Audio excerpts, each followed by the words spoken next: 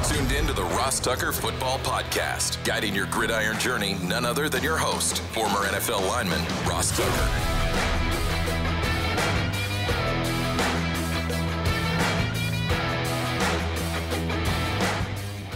Oh, yeah, it is.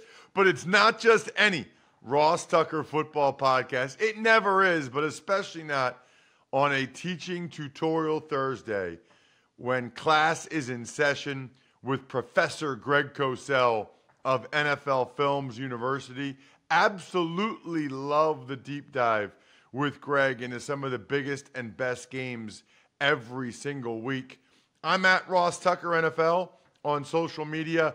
Love those of you that spread the word in any way. I'm announcing a winner tomorrow, and I'll just tell you right now, those of you that tweet at us, your Spotify Wrapped, that show how much time you spend listening to this show, that's going to be the winner.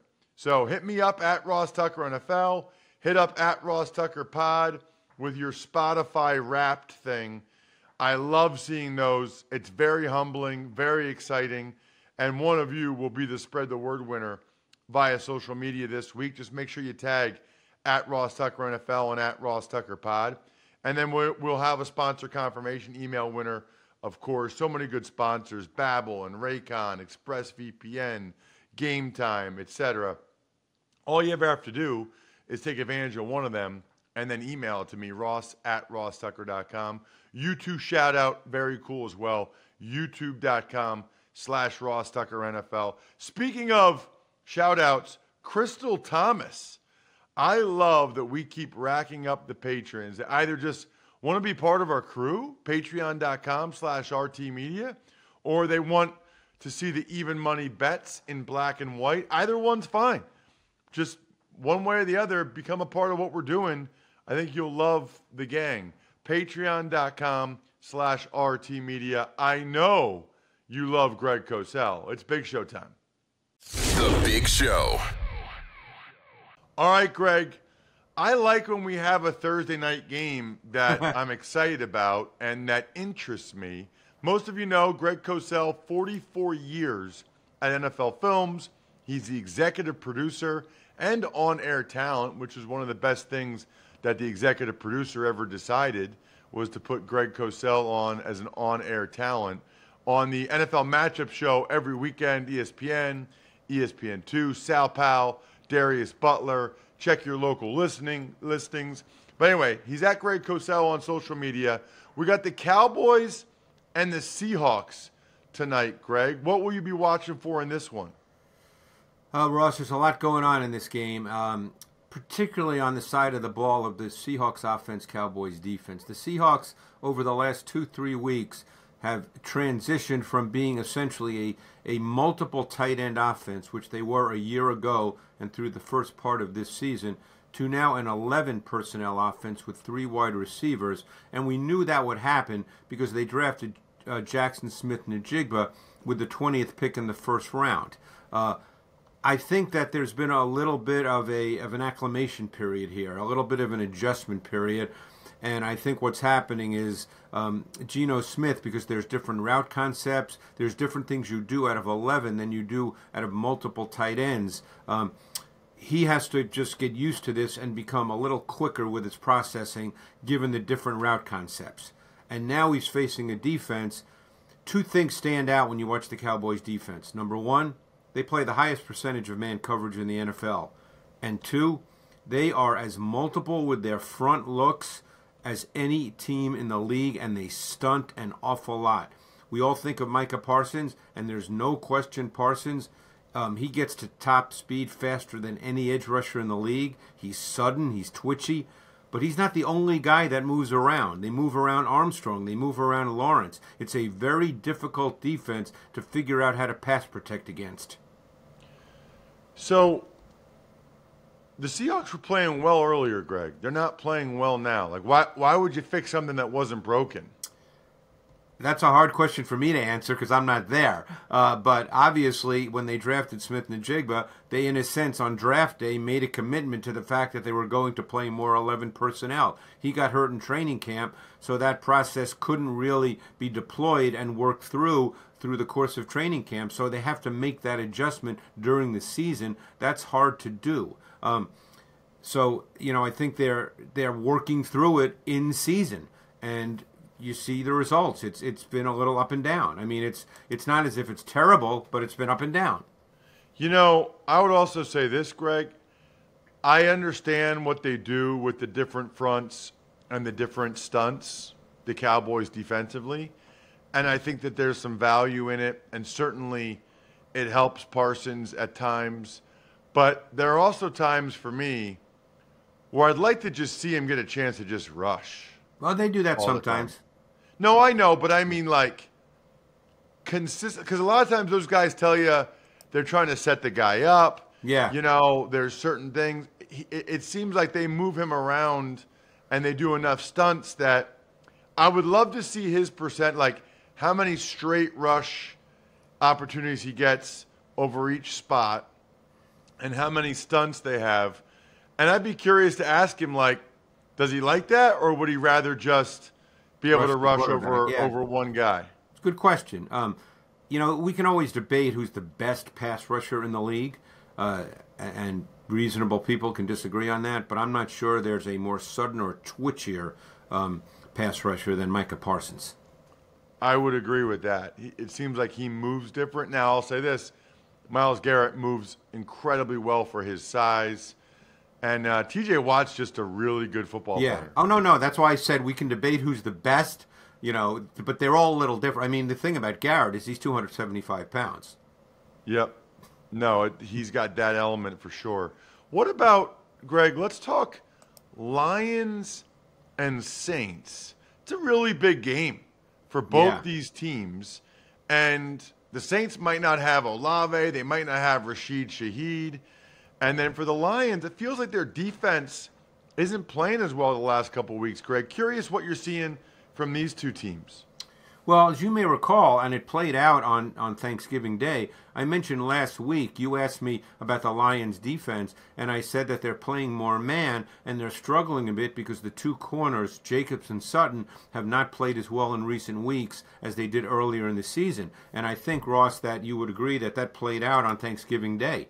And I think, again, these are things you'd have to be in their building, in their meetings to know, but Aaron Glenn has chosen over the last number of weeks to play more man coverage, and they're getting hurt by it a little bit because their corner play is really not been that great. Look, the bottom line is you could make the argument, okay, and another thing that could be debated, but you could make the argument that corner is the most important position on defense because you can scheme pressure, but it's really hard to cover up bad corner play.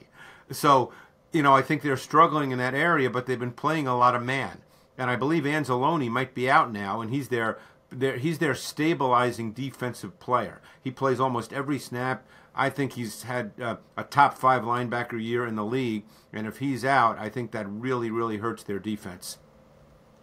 Any thoughts on the Saints? They kind of disappoint me, Greg. Now they're all just beat up. I got to tell you, I don't have anything brilliant other than Derek Carr is a guy, and I felt this way for years. I have a hard time figuring him out because he's very gifted when you just look at the traits to play the position in the league. But I feel like, and I can't put my finger on it, I'll be the first to admit it. If I feel like I don't know, I'm going to tell you. I just don't know why he's not a more consistent, higher-level quarterback because he has the physical traits to be that. Interesting. Seems like he especially struggles in the red zone for whatever reason. Yeah, they've had a hard time this year. When teams struggle in the red zone, there's many different reasons for that. It's not just the quarterback. He's part of it, obviously, but it's not just the quarterback.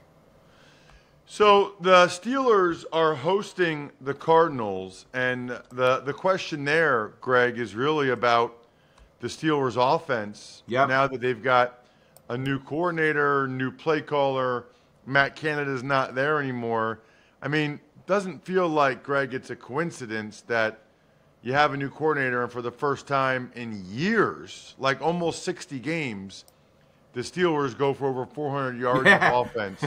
What did they do different? What did you see? Well, it's funny because the first play of the game, they came out and they went 4 verticals, and he hit Freiermuth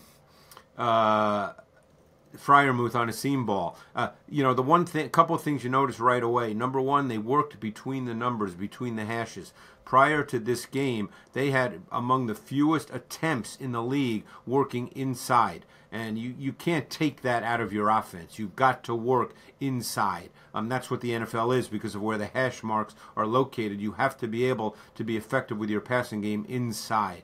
So that was one thing that immediately stood out, that they worked inside between the hashes, between the numbers.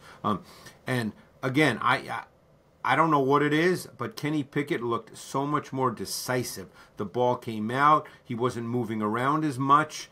He looked far more comfortable on his drop, his sets in the pocket. This was a good building block game, I thought, for both for Pickett and the passing game. And as you said, they gained over 400 yards for the first time, I believe, in 58 games. They never gained 400 yards under Matt Canada. So, and while Pickett's not throwing touchdowns, he's not thrown an interception in 208 passes, which is a Steelers record. That's a really good. I didn't even know that. That's a good stat. That's a big reason why they've won these games, even without putting up big yardage. Is he's not turning it over. And the other factor that was really big in this given game, and obviously the Bengals don't have Joe Burrow, but there's nothing wrong with their defense in terms of personnel. Pickett was outstanding on third down versus the Bengals. He was 10 for 14 for 165, and 8 of those 10 completions resulted in first downs, and he was not sacked. That's the other thing. No turnovers, no sacks, and that really helps your offense. Speaking of Canada, Greg, that's where you drink and get delicious Labatt Blue Light. That's where Labatt Blue Light comes from. Our neighbors to the north, Canada. Drink some Labatt Blue Lights tonight while you're watching the Seahawks and the Cowboys. Live life to the power of we. Always enjoy responsibly. Beer, Labatt USA, Buffalo, New York. All right, Greg, let's get to some of these other games. There's 3 more I want to dive into with you that I'm fired up about, including, maybe surprisingly, the Broncos and the Texans. A couple of teams very much in the mix in the playoff race in the AFC. What do you got on Broncos-Texans? The Broncos have won 5 in a row, which I think is the longest winning streak now in the AFC. Their defense has played much, much better since, I believe, week 5. I like the players they're playing. They've got now some speed on defense. They play these 3 young pass rushers who can move around in Cooper, in Benito, and Browning. They're all explosive moving athletes. I think that's really helped them up front. So now when they go to their nickel or dime pass rush, they've got 3 studs with excellent athleticism and movement. Justin Simmons is a real quality safety. I think Patrick Surtain's the best corner in the league. So I think you're dealing with a defense now that's playing more to their players. Sometimes coaches can get caught up in schemes, and I think what you see with the Broncos is they're playing more to their players and letting them play fast. And say what you want, but Alex Singleton, the former Eagle, that guy is always around the football, and he makes a ton of tackles. Yeah, he really does. He was that way in Philadelphia, too. I mean, he's just he finds his way to the ball. And they're going against the Texans offense. I'll tell you what, Greg, the one thing I'll say about C.J. Stroud, he's not afraid to throw it in there. No. I mean, he's not afraid to he treats Tank Dell like Tank Dell's Randy Moss. I mean, he just gives him chances, and he's a little guy, and he's like, he gives him chances in one-on-one situations. Yeah, they struggled a bit last week. He was moving around more than in any previous game, Stroud, that is. They had some protection issues. He was not as comfortable as he's been pretty much throughout the year, and still did not turn it over. Got sacked a few times. And by the way, Jacksonville, people may not be aware, they have a very, very good defense. They have the 3rd best third down defense in the NFL. They are among the highest percentage in the league in stunts. They're really good with pressures. Mike Caldwell's doing a really good job down there for Doug Peterson. But this will be an interesting game because, They're going to be missing now their left tackle, Titus Howard. He's out for the season, so they have a little shuffling on their O-line, which for the most part, surprisingly for a lot of people, has played really, really well this year. And, I would argue Laramie Tunsil, I'm not an offensive line guru, believe me, Ross, but, when I watch tape, I'm hard-pressed to find two better left tackles in the league than Laramie Tunsil and Trent Williams. Love it. Let's get to arguably the game of the year to this point. Maybe. I mean, it's a really, really big game. It's the Niners in Philadelphia to take on the Eagles. It'll be going to almost the whole country, 4:25 p.m. Eastern Time on Sunday. Let's start with when the Niners have the football, Greg, and what you're seeing from Purdy and that offense and the Eagles' defense. Well, 2 quick points before we get into the specifics. Number one, the Eagles faced 92 snaps last week against the Bills. Jalen Carter played 76 snaps and Jordan Davis played 62 snaps. I don't know if that'll have a residual effect this week, but that's an awful lot of snaps for big defensive linemen to play in a game. And Fletcher Cox could well be out. Zach Cunningham, I believe, will be out with a hamstring. So they're going to be dipping into the depth a little bit, and that could be a problem. The 49ers, what we know about Kyle Shanahan, and he's done this for years, they're not heavy with personnel. They line up in normal down and distance with 21 personnel, 2 backs. Kyle Juszczyk is one of them. But what he does early in the game, he sees the game as a process, Ross. So what he wants to do is he wants to give you a ton of formations, which is what they do at a 21, and a ton of motions, and see how you react. And then he banks those reactions and comes back to it, as the game progresses. And that's what he does. Now, obviously, he'd love to have good plays early as well, but that's what he does. As far as Purdy, everybody talks wow with quarterbacks that can run around and make plays. But I think there's 2 things about Purdy that are pretty wow. Number one, he is as quick a processor as there is in the league. And I notice it when teams do late rotation. When they rotate coverage right at the snap of the ball, Purdy sees it, recognizes it, and makes the right throw immediately. And the other thing, his sense of anticipation is really high level. A lot of people have talked about that 28-yard touchdown he threw to Brandon Ayuk in the last game of the Thursday night or Thanksgiving against the Seahawks. I mean, he threw a ball down the field before Ayuk even began his break into a very tight window, and he put it right on his hands, Ross. Do you know how hard that is? I mean, he's throwing it basically to a spot, not to a player, and he put it right on his hands, literally 35, 40 yards down the field. Yeah, he's impressive, and I think this will be a huge moment for him with everybody watching. If he plays really well against Philadelphia, that'll be interesting. What about on the other side when the Eagles have the ball? Yeah, their offense has been a little up and down. I think that Hurts has had great moments, individual moments.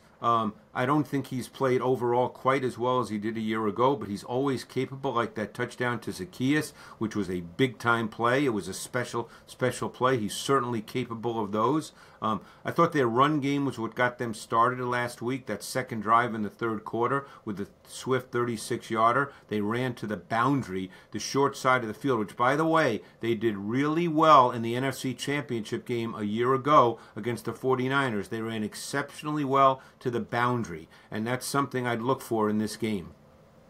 Ooh, I like that nugget a lot, Greg. Let's do one more. I want to get your thoughts on the Chiefs and the Packers Sunday night, because the Chiefs kind of got their offense going a little bit. And the Packers, I mean, they're kind of on a roll. Yeah, I think Jordan Love is incrementally improving every week. He'll have some bad moments. I think there's some things he needs to work on. He needs to refine his fundamental mechanics, especially his lower body. But I think when you watch him play now, he's a more comfortable player.